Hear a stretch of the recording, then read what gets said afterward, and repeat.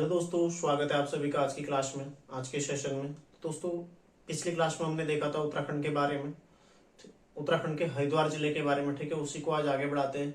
और उपनाम तक हम कर चुके हैं। ठीक है, उपनाम और प्राचीन नाम, उससे आगे देखते हैं हरिद्वार के बारे में। बाकी सारे आंकड़े मैं आपको पहले बता चुका हूँ। ठीक है, तो उपनाम मैंने लिखाए थे आपको, उसके पश्चात मैंने आपको प्राचीन नाम लिखाए थे। ठीक है, अब है देखो, प्राचीन इतिहासकारों ने क्या कहा है इसे।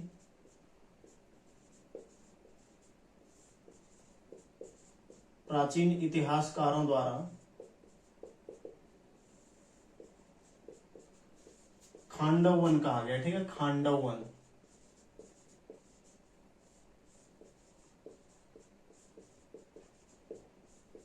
कहा गया है। ठीक है, प्राचीन इतिहासकारों ने क्या कहा है इसे, खांडव वन कहा है। और साथ ही इसे गेरुए मृदभांड की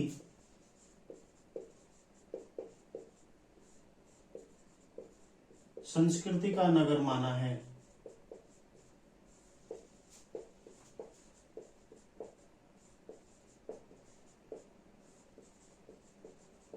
गेरुए मृदभांड की संस्कृति का नगर माना है। ठीक है, तो प्राचीन इतिहासकारों द्वारा इसको खांडव वन क्षेत्र भी कहा गया है। और प्राचीन जो गेरुए मृदभांड की संस्कृति, उसका इसको नगर माना है। ठीक है, इसके अलावा कायोपिल या कुपिला, किसके द्वारा कहा गया, कायोपिल या कुपिला, ये कहा गया तैमूरलंग के इतिहासकार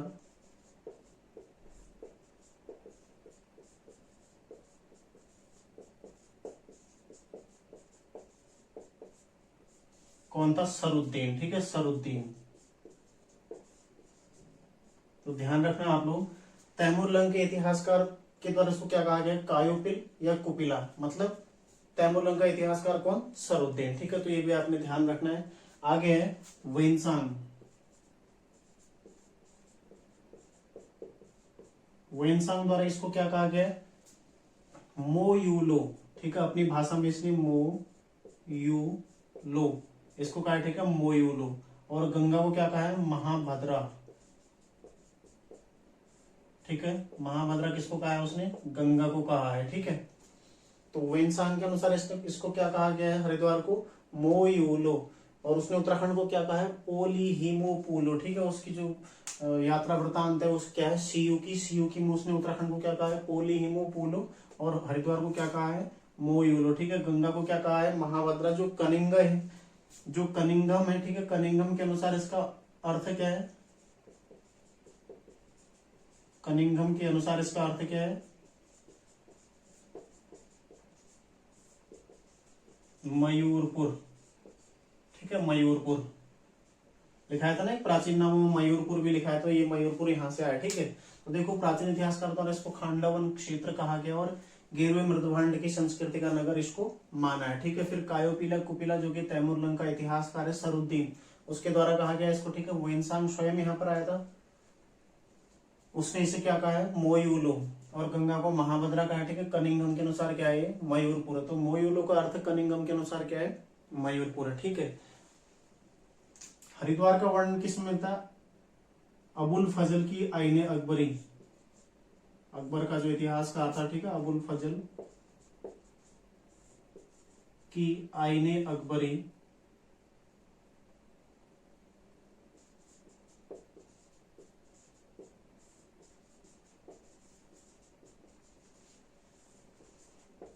में हरिद्वार का वर्णन है। ठीक है,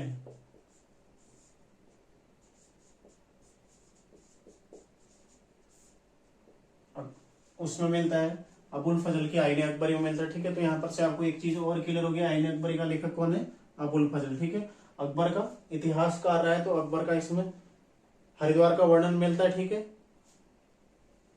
ठीक है, 1608 में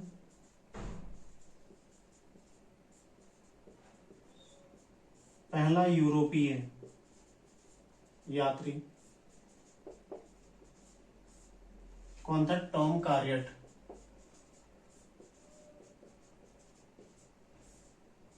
हरिद्वार आया। ठीक है, हरिद्वार आया, और इसके पश्चात 1620 में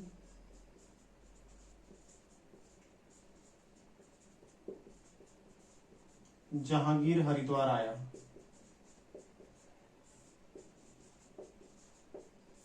जो मुगल बादशाह था जहांगीर, ठीक है, वो स्वयं 1620 में कहा हरिद्वार आया था। उससे पहले 1608 में इसी के काल में कौन, यूरोपीय यात्री टॉम कार्यट।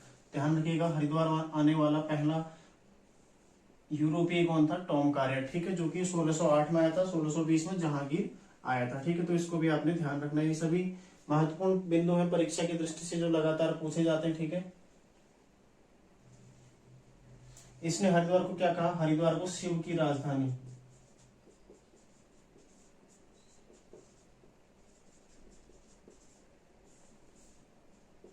जो टॉम कार्यट है इसने हरिद्वार को क्या माना, शिव की राजधानी बोला। ठीक है, तो किसने कहा शिव की राजधानी, 1608 में जो पहला यूरोपीय यात्री आया था कौन, टॉम कार्यट। ठीक है, तो इसने कहा था इसको शिव की राजधानी। गांधी जी यानी कि महात्मा गांधी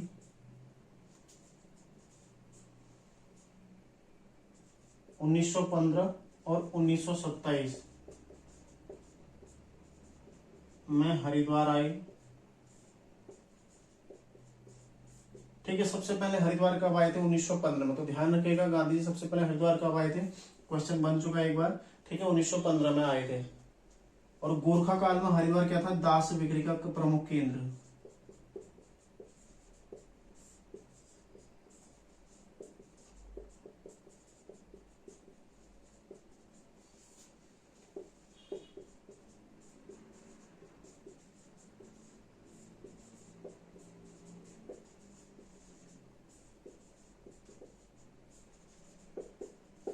ठीक है, गोरखा काल में हरिद्वार क्या था, दास बिक्री का प्रमुख केंद्र था। तो आपको ये भी ध्यान रखना है। ठीक है, तो इसको देखिएगा, प्राचीन इतिहासकारों द्वारा इसको खांडवन क्षेत्र कहा गया है। साथ ही इसे गेरुए मर्दभांड की संस्कृति वाला नगर माना गया। ठीक है, कायोपिला कुपिला किसने कहा है, तैमूर के इतिहासकार सरुद्दीन के द्वारा। ठीक है, तो पूछा जाएगा पक्का।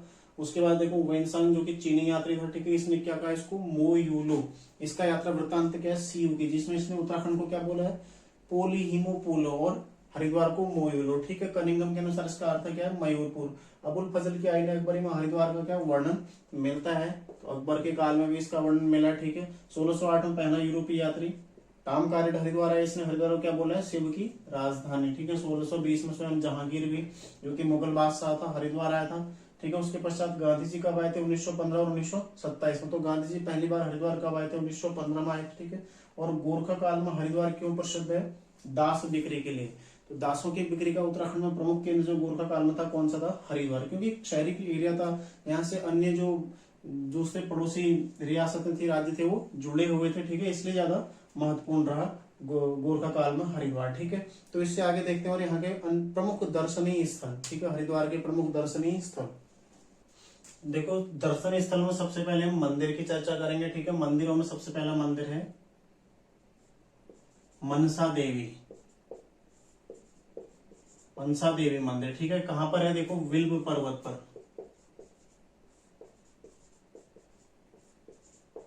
ठीक है, और नगर के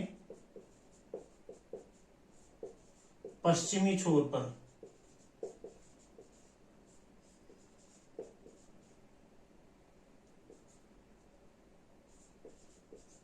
ठीक है, नगर के पश्चिमी छोर पर कौन सा है, विल्भ पर्वत पर मनसा देवी मंदिर स्थित है। अगला है चंडी देवी।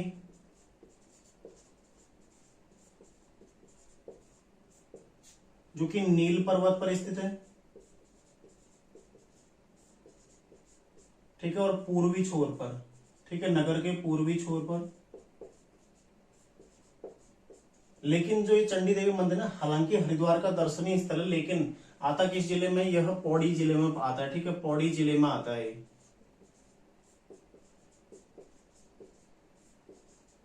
पौड़ी जिले में आता है। ठीक है,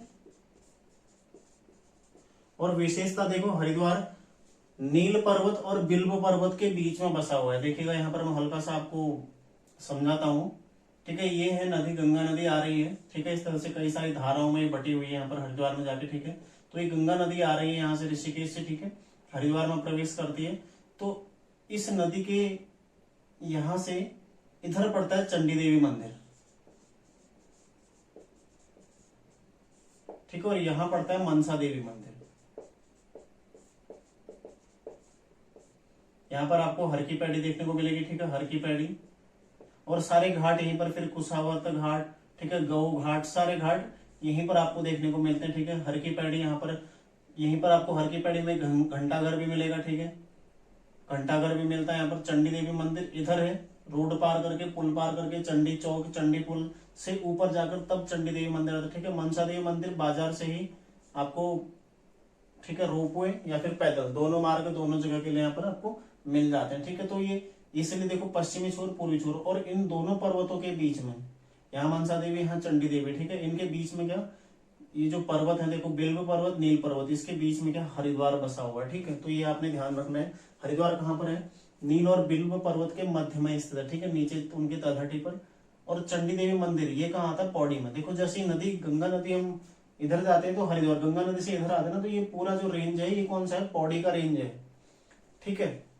हालांकि पूरा नहीं है, आगे कई सारा रेंज है, जो रायवाला वगैरह वो देहरादून का आता है, ठीक है, फिर मोतीचूर वगैरह हरिद्वार का आता है, लेकिन वहां पर नदी पार करके चिला वाली रेंज आती है ना, वो सब क्या पौड़ी में आता है, ठीक है। तो ये आप लोगों ने ध्यान रखना है। अन्य मंदिरों में यहाँ पर क्या, विल्वकेश्वर महादेव,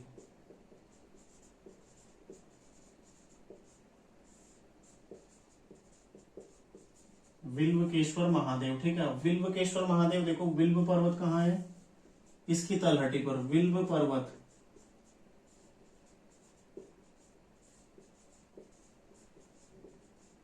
की तलहटी, यानी कि उसकी जड़ पर, ठीक है, तलहटी पर ये स्थित है, ठीक है, विल्व पर्वत की तलहटी पर। और विल्व पर्वत मतलब नगर के बीचों बीच में स्थित, ठीक है, क्योंकि नगर के बीच से ही मनसा देवी के लिए मंदिर जाता है ना, सॉरी रास्ता जाता है, तो याद रखना आपने, बिल्व पर्वत की तलहटी पर स्थित है कौन सा, बिल्वकेश्वर महादेव, नाम से ही उसका क्लियर हो रहा है। अगला मंदिर यहाँ का प्रमुख मंदिर है माया देवी, माया देवी मंदिर, ठीक है, जो कि हरिद्वार में ही स्थित है। क्वेश्चन बनेगा सीधा, माया देवी मंदिर कहाँ स्थित है, हरिद्वार में स्थित है। हरिद्वार की अधिष्ठात्री कहा जाता है, ठीक है, हरिद्वार की अधिष्ठात्री। तो ध्यान रखने योग्य है ये भी, हरिद्वार की अधिष्ठात्री किसे माना जाता है, माया देवी को, ठीक है। तो देखो चार मंदिर तो यहाँ के प्रमुख हो गए, मनसा देवी मंदिर, चंडी देवी मंदिर, बिल्वकेश्वर महादेव और माया देवी मंदिर। चंडी देवी और मनसा देवी मैं आपको क्लियर करा चुका हूँ। चंडी देवी कहाँ, पौड़ी में आता है, ठीक है, ये आपका क्लियर हो गया।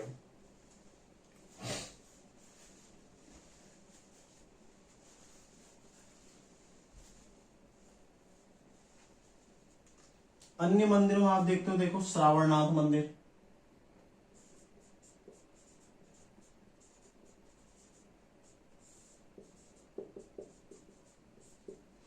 ठीक है, दक्षेश्वर मंदिर,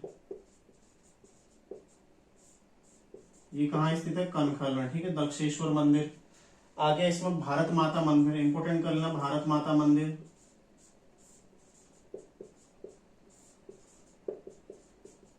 देखो एक भरत मंदिर है जो ऋषिकेश में, एक भारत माता मंदिर है कहाँ, हरिद्वार में, ठीक है। तो भारत माता मंदिर भी आपने ध्यान रखना है।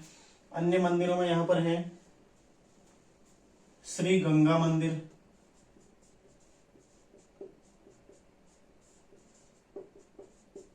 श्री गंगा मंदिर, ठीक है, किसके द्वारा निर्मित है, मान सिंह द्वारा,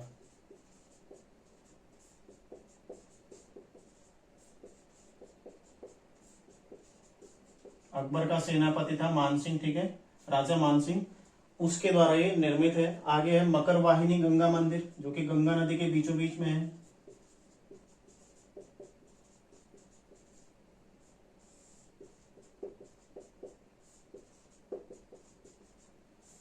मकर वाहिनी गंगा मंदिर, ठीक है। फिर है भैरव मंदिर, भैरव मंदिर भी यहाँ पर स्थित है, ठीक है। तो मकर वाहिनी गंगा मंदिर दक्षिण शैली में ये बना हुआ है, तो आपने ध्यान रखना है, मकर वाहिनी गंगा मंदिर, ठीक है, दक्षिण शैली में ये बना हुआ है। तो ये सारे मंदिर यहाँ के जो महत्वपूर्ण पूछे जा सकते हैं, ठीक है। दक्षेश्वर मंदिर कहाँ है, कनखल में। श्रावणनाथ मंदिर, हरिद्वार भारत माता मंदिर, हरिद्वार गंगा मंदिर, हरिद्वार, ठीक है, मानसिंह द्वारा निर्मित है। मकर वाहिनी गंगा मंदिर कहाँ है, ये भी हरिद्वार में है। और भैरव मंदिर कहाँ है, ये भी हरिद्वार में, ठीक है। तो ये सारे यहाँ के प्रमुख मंदिर हैं जो आपने याद रखने, ठीक है। मनसा देवी, चंडी देवी, देखो मनसा देवी कहाँ, पश्चिम में, बिल्व पर्वत पर। चंडी देवी पूर्व में, कहाँ, नील पर्वत पर, ठीक है। यहाँ पर देखो चंडी में डॉ आ रहा है, यहाँ पर पौड़ी में ड़ आ रहा है, ठीक है। तो यहाँ पर ई की मात्रा, तो याद रखना जो चंडी मतलब ई की मात्रा, पौड़ी मतलब ई की मात्रा कहाँ है, पौड़ी जिले में ही आता है, ठीक है। तो ये आपने फिर बिल्वकेश्वर महादेव जो कि बिल्व पर्वत की तलहटी पर, ठीक है। माया देवी मंदिर, श्रावणनाथ मंदिर, दक्षेश्वर मंदिर, भारत माता मंदिर, गंगा मंदिर, ठीक है। मकर वाहिनी गंगा मंदिर और भैरव मंदिर, ये सारे यहाँ के क्या प्रमुख मंदिर हैं। पौराणिक ग्रंथों में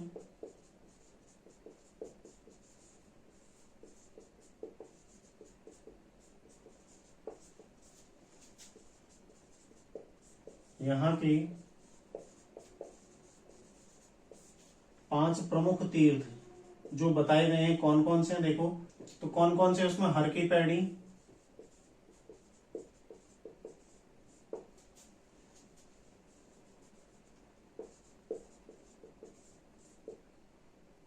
कुशावर्त घाट, ठीक है, नील पर्वत, फिर बिल्व पर्वत,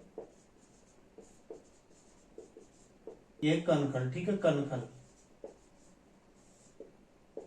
ये 5 यहाँ के जो प्रमुख स्थल बताए गए हैं, कौन किस में बताए गए हैं, पौराणिक ग्रंथों में, ठीक है। यहाँ के 5 प्रमुख स्थल कौन कौन से हैं, हर की पैड़ी, पैड़ी मतलब सीढ़ियां, ठीक है, कुशावर्त घाट, नील पर्वत, बिल्व पर्वत और कनखल, ये यहाँ के क्या है 5 प्रमुख यहाँ के स्थल जो पुराणों में बताए गए हैं, ठीक है। आगे देखो यहाँ के दर्शनीय स्थलों में क्या क्या, अन्य दर्शनीय स्थलों में, अन्य दर्शनीय स्थल, ठीक है,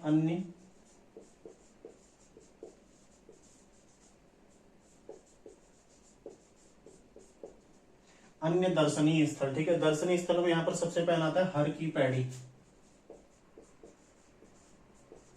हर की पैड़ी, ठीक है, हर की पैड़ी निर्माण किसने किया था,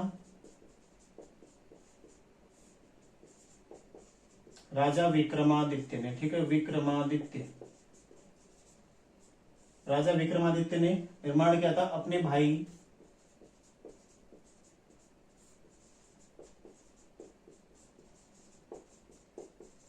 भृतहरि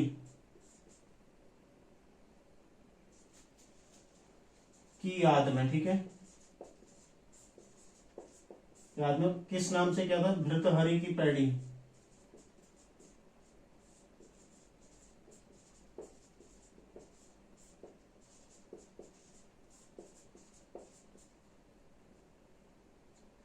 भृतहरि की पैड़ी नाम से, ठीक है, अपने भाई की याद में क्या था इसने, भृतहरि की पैड़ी किसने किया था, राजा विक्रमादित्य ने, ठीक है। बाद में जो अकबर का सेनापति मानसिंह था,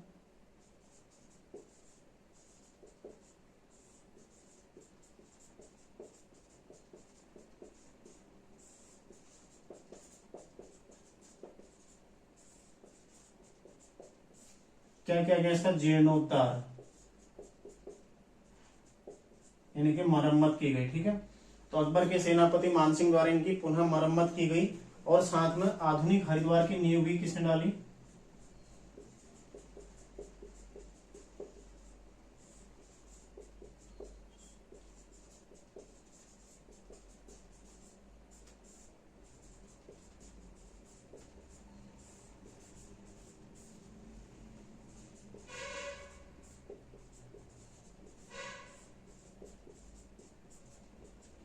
ठीक है। तो ध्यान रखिएगा आधुनिक हरिद्वार का संस्थापक किसे माना जाता है, मानसिंह को, ठीक है। तो अकबर के सेनापति मानसिंह द्वारा जीर्णोद्धार कराया गया किसका, भृतहरि की पैड़ियां, और बाद में इन्हें हर की पैड़ियां कहा जाने लगा, ठीक है। तो इसके अलावा हर की पैड़ी को क्या कहा जाता है, इसे ब्रह्मकुंड भी कहा जाता है, ठीक है, इसे ब्रह्मकुंड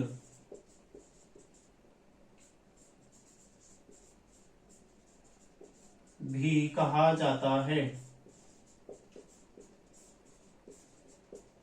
इसे ब्रह्मकुंड भी कहा जाता है, ठीक है। तो ये भी आप लोगों ने ध्यान रखना है। एक और पॉइंट मैं यहाँ पर आपको महत्वपूर्ण बताता हूं, ठीक है। एक घंटा घर भी निर्मित है हर की पैड़ी में,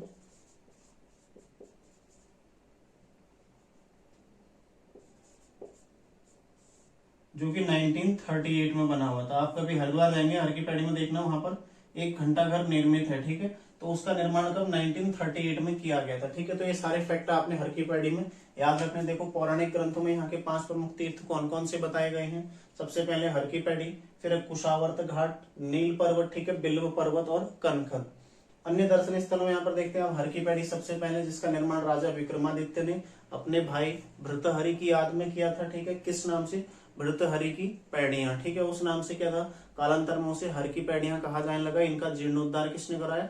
अकबर के सेनापति मानसिंह के द्वारा करवाया गया। ठीक है, और आधुनिक हरिद्वार की नींव रखी गई। ठीक है, हर की पैड़ी जो स्थल है इसको ब्रह्म कुंड भी कहा जाता है। ठीक है, तो क्वेश्चन आएगा ब्रह्म कुंड कहाँ स्थित है, कंफ्यूज नहीं होना है। ठीक है, हरिद्वार में स्थित है। किसको कहा जाता है? हर की पैड़ी को ही ब्रह्म कुंड कहा जाता है। ठीक है, और यहाँ पर एक घंटा घर भी निर्मित है जो 1938 में बनाया गया था। ठीक है, अब देखते हैं अन्य प्रमुख स्थल यहाँ के और आगे को, गौ घाट वगैरह। ठीक है,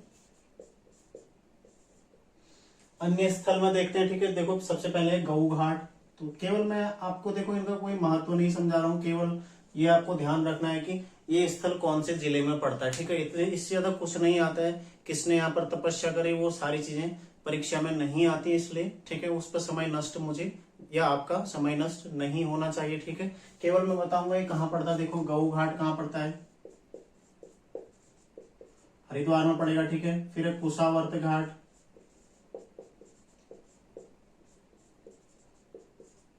ये भी कहाँ पड़ता है? हरिद्वार में पड़ता है। ठीक है, गौ घाट है, कुशावर्त घाट है, फिर है भीमगोड़ा कुंड। ठीक है,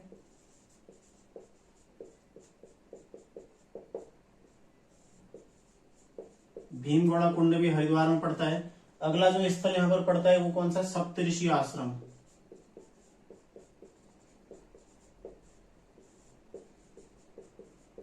सप्तऋषि आश्रम, ठीक है, ये भी हरिद्वार में पड़ता है। फिर है शांति कुंज,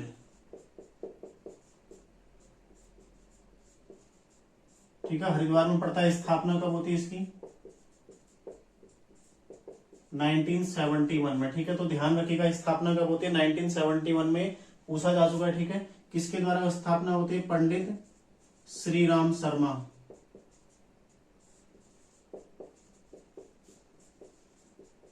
ठीक है, और वर्तमान नाम क्या है इसका? वर्तमान नाम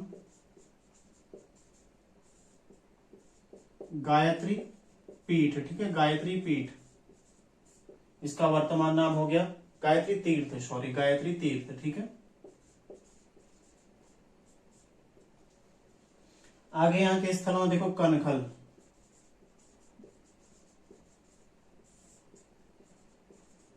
दक्ष प्रजापति की राजधानी। ठीक है,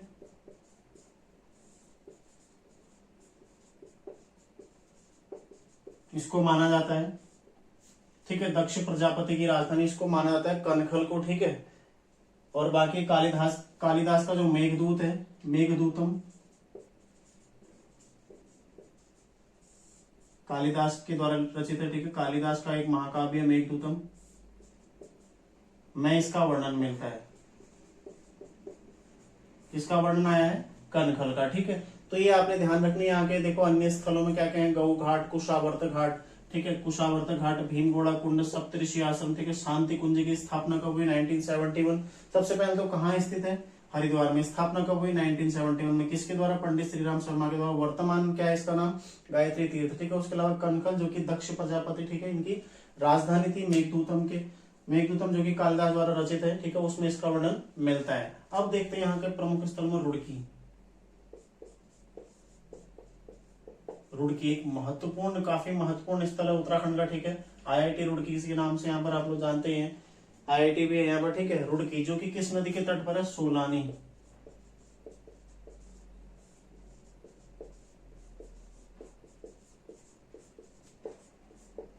ठीक है, सोलानी नदी के तट पर स्थित है रुड़की, जो कि गंगा की अंतिम सहायक नदी है उत्तराखंड राज्य में।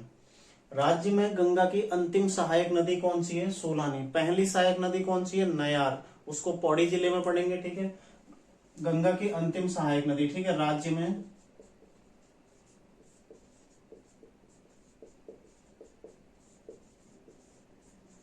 गंगा की अंतिम सहायक नदी। देखो क्वेश्चन कुछ भी बन सकता है, क्वेश्चन कहीं से भी आ सकता है, आपको हर चीज के लिए तैयार रहना है। ठीक है, तो इसलिए राज्य में गंगा की अंतिम सहायक नदी भी पूछी जा सकती है। ठीक है, तो रुड़की, रुड़की में क्या है? देखो यहाँ पर सबसे पहले 1847 में, 1947 में एशिया के सबसे पहले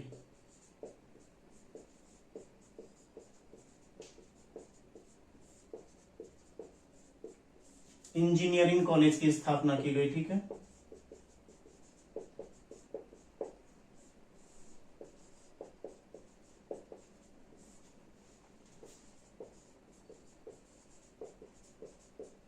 किस नाम से? Thomson college of engineering.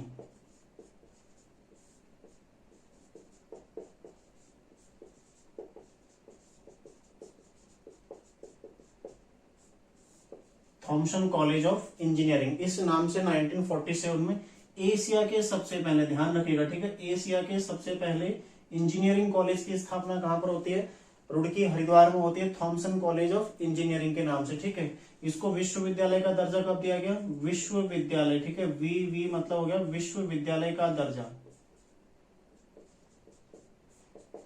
1949 में स्वतंत्रता के पश्चात इसको विश्वविद्यालय का दर्जा दिया गया, ठीक है। और साथ ही 21 सितंबर 2001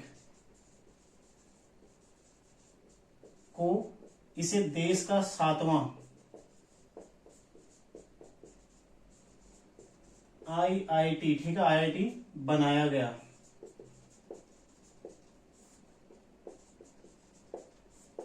देश का 7वां आईआईटी बनाया गया, ठीक है। तो याद रखिएगा 21 सितंबर 2001 को देश का 7वां आईआईटी बनाया गया। किसको? आईआईटी रुड़की को, ठीक है, इंडियन इंस्टीट्यूट ऑफ टेक्नोलॉजी, ठीक है।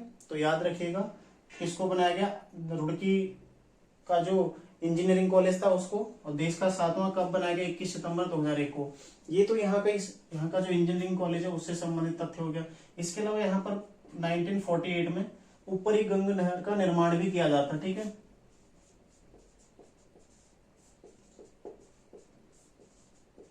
ऊपरी गंग नहर जो कि हरिद्वार से कानपुर तक जाती है। सबसे पहले तो कहां से जाती है? हरिद्वार से कानपुर, ठीक है। तो ये रुड़की से होते हुए जाती है, तो रुड़की में भी मिलती है, ठीक है, हरिद्वार से कानपुर। इस नहर का जो परिकल्पना किसने दी थी? परिकल्पना मतलब ऐसा विचार किसने प्रस्तुत किया कि इस नहर को बनाया जाए? किसने प्रस्तुत किया? थॉमसन ने, ठीक है, थॉमसन ने किया था, ठीक है, ऐसा विचार दिया था थॉमसन ने। उसके पश्चात निर्माण कार्य 1848 में शुरू। और कौन नेतृत्व कर रहा था? पीबी कार्टले।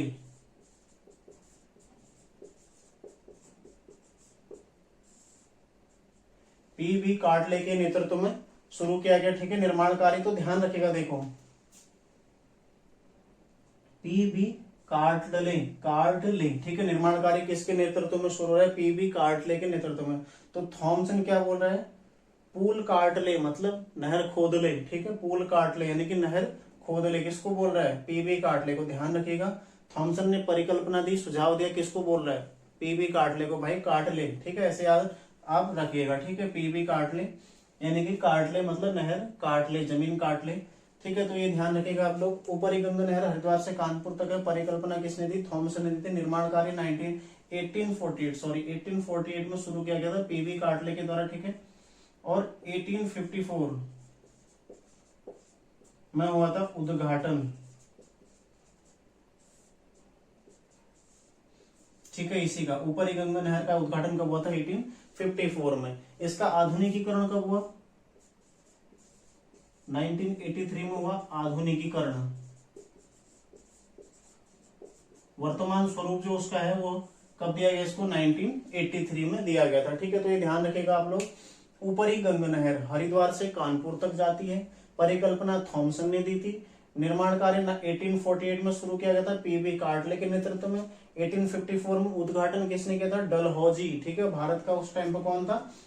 गवर्नर जनरल डलहौजी, उसके द्वारा किया गया था। 1983 में इसका आधुनिकीकरण किया गया, ठीक है। तो ये सारे जो ऊपरी गंगा नहर से संबंधित महत्वपूर्ण परीक्षा उपयोगी तथ्य हैं, ये सारे मैंने आपको बता दिए, ठीक है। ये रुड़की से संबंधित सारे तथ्य यहाँ पर हो गए।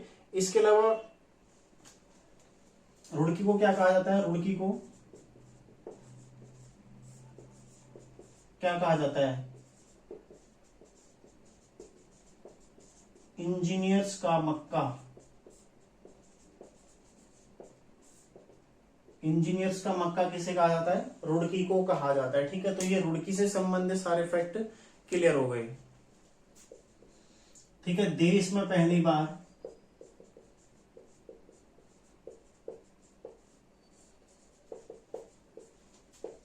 मालवाहक ट्रेन कहां चली थी?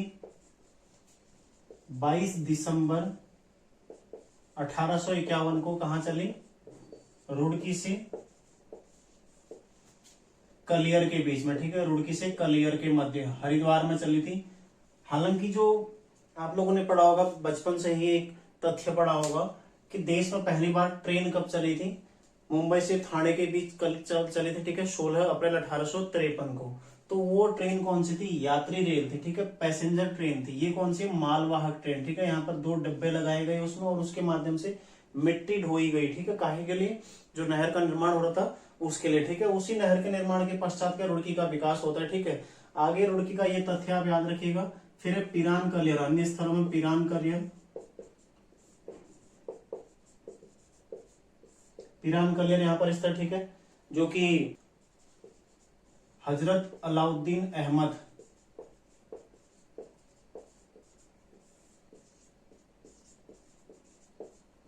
ठीक है, हजरत अलाउद्दीन अहमद साबिर, इनकी क्या दरगाह है यहाँ पर? ठीक है, इनकी दरगाह स्थित है कहां पर? पिरान कलियर में। ठीक है, पिरान कलियर, हजरत अलाउद्दीन अहमद साबिर, इनकी दरगाह यहाँ पर स्थित है। ठीक है, और ये हिंदू मुस्लिम एकता का एक जीवंत उदाहरण है। कौन? पिरान कलियर का एरिया। ठीक है, आगे आगे देखते हैं आप भौगोलिक स्थिति में हरिद्वार की भौगोलिक स्थिति देखते हैं आप। भौगोलिक स्थिति, ठीक है, तो क्या है भौगोलिक स्थिति यहाँ की? यहाँ पर जो सबसे पहले तो गंगा का मैदान विस्तारित है। ठीक है, गंगा का मैदान। ठीक है, उसके अलावा तराई है और शिवालिक है। ठीक है, शिवालिक, ये 3 एरिया यहाँ पर आपको देखने को मिलते हैं। एक तो गंगा का मैदान, ठीक है, काफी महत्वपूर्ण है। तराई, दोनों क्या बहुत उपजाऊ, अति उपजाऊ क्षेत्र। ठीक है, अति उपजाऊ। अब उपजाऊ है तो खेती भी अच्छी होगी। शिवालिक में आपके कौन आते हैं? नील और बिल्व, बिल्व शिखर। ठीक है, नील शिखर कहाँ आते हैं? बिल्व शिखर। नील शिखर कहाँ आता है? अन्य अन्य स्थल भी आते हैं शिवालिक रेंज में, बिल्व शिखर के अलावा भी। ठीक है, अति उपजाऊ क्षेत्र कौन सा है? गंगा और तराई का मैदान। तो यहाँ पर कृषि भी अच्छी होगी और खेती कौन कौन सी होती है? मतलब अच्छी फसल यहाँ पर जो होती है वो है प्रमुख फसल है। ठीक है, प्रमुख खेती, प्रमुख फसलें इसको कर लीजिएगा, जैसे गेहूं, चावल। ठीक है, अत्यधिक मात्रा में यहाँ पर होते हैं। गन्ना, ठीक है, गन्ना यहाँ पर होता है। इसके अलावा जौ, ठीक है, जौ, सरसों, ठीक है, इत्यादि प्रमुखतः ये फसलें होती हैं और इसके अलावा अन्य फसलें भी यहाँ पर होती हैं। ठीक है, तो प्रमुख खेती ये हो गया। तो याद रखिएगा भौगोलिक स्थिति क्या है इसकी? गंगा का मैदान और तराई क्षेत्र है जो कि अति उपजाऊ है। इसके अलावा शिवालिक जो कि बिल्व शिखर पड़ता है और अन्य स्थल भी इसमें आता है। ठीक है, तो प्रमुख खेती, उपजाऊ क्षेत्र है तो खेती भी अच्छी होगी। ठीक है, गेहूं, चावल, गन्ना, जौ, सरसों इत्यादि यहाँ पर प्रमुख खेती होती है। ठीक है, यहाँ का प्रमुख ताल कौन सा है? प्रमुख ताल है यहाँ पर दिव्य सरोवर। 2-3 बार क्वेश्चन बन चुका है। ठीक है, दिव्य सरोवर किस जिले में स्थित है? कहाँ स्थित है? हरिद्वार में स्थित है। ठीक है, कौन से पर्वत पर? बिल्व पर्वत पर। दिव्य सरोवर कहाँ स्थित है? बिल्व पर्वत पर स्थित है। ठीक है, कहाँ? हरिद्वार में। ठीक है, तो ये आप लोग ध्यान रखिएगा। तो आज की क्लास में इतना ही करते हैं। ठीक है, और अगली क्लास में पुनः हम हरिद्वार को जारी रखेंगे और पूरा कंप्लीट करने का प्रयास करेंगे। ठीक है, तो देखो आपको लगातार मैटर पे मैटर मिलता जा रहा है और आप लोग रिवाइज करते रहिए। ठीक है, ज्यादा से ज्यादा रिवाइज कीजिए। इसका एक बार स्क्रीनशॉट ले लीजिएगा आप लोग। ठीक है, तो ज्यादा से ज्यादा रिवाइज कीजिए और अच्छे से पढ़ते रहिए। बस पढ़ते रहो उसको, लगातार जो आप नोट कर रहे हो उसको बार बार रिवाइज करते रहो, अतिरिक्त तो कुछ मत करो। अगर इतना भी आप पढ़ लोगे, यदि आपने हरिद्वार की जिला दर्शन सीरीज पूरी मेरे साथ कर ली तो 70% आपका उत्तराखंड का सिलेबस में जिला दर्शन में ही आपका कवर करूंगा। कल हम हरिद्वार के संस्थान, प्रमुख नदियां, कौन कौन से संस्थान और कब कब स्थापित हुए, कौन कौन से स्कूल हैं, कौन कौन सी यूनिवर्सिटी है, क्या क्या वहां पर संस्थाएं हैं, सारी चीजें हम कवर करेंगे इसी में, ठीक है। कौन कौन से वहां से पत्र प्रकाशित हुए, सारी चीज, मतलब छोटी से छोटी चीज यहीं पर हम क्लियर कर लेंगे उसको। तो आपको पूरा 70% उत्तराखंड इस सीरीज के माध्यम से कवर कराने का मैं प्रयास कर रहा हूँ, ठीक है। तो बस आप लोग रिवाइज करते रहिए चीजों को, और मिलते हैं नेक्स्ट क्लास में। आप लोग पढ़ते रहिए, अपना रिवाइज करते रहिए। धन्यवाद।